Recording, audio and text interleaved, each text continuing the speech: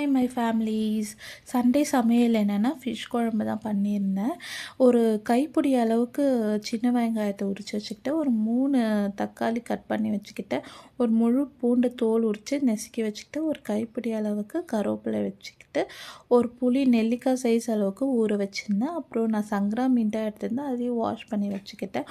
ஒரு கடாய் எடுத்து நல்லெண்ணெய் ஆட் பண்ணிக்கோங்க. நல்லெண்ணெய் ஒரு 3 டேபிள் ஸ்பூன் அளவுக்கு ஆட் பண்ணிவிட்டு வடகம் அதை போட்டுக்கோங்க. அப்புறம் பூண்டு போட்டு நல்லா வதக்கிக்கோங்க. அப்புறம் சின்ன வெங்காயமும் கருவேப்பிலையும் போட்டுட்டு நல்லா வதக்கிட்டு தக்காளியும் நம்ம ஆட் பண்ணிக்கலாம்.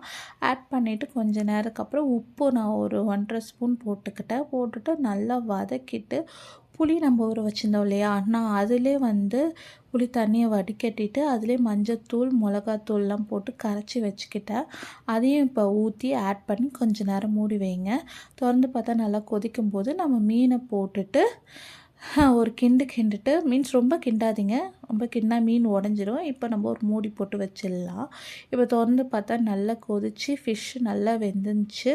இப்போ நம்ம கொத்தமல்லி நல்லா தூவிட்டு அடுப்பை ஆஃப் பண்ணிடலாம்.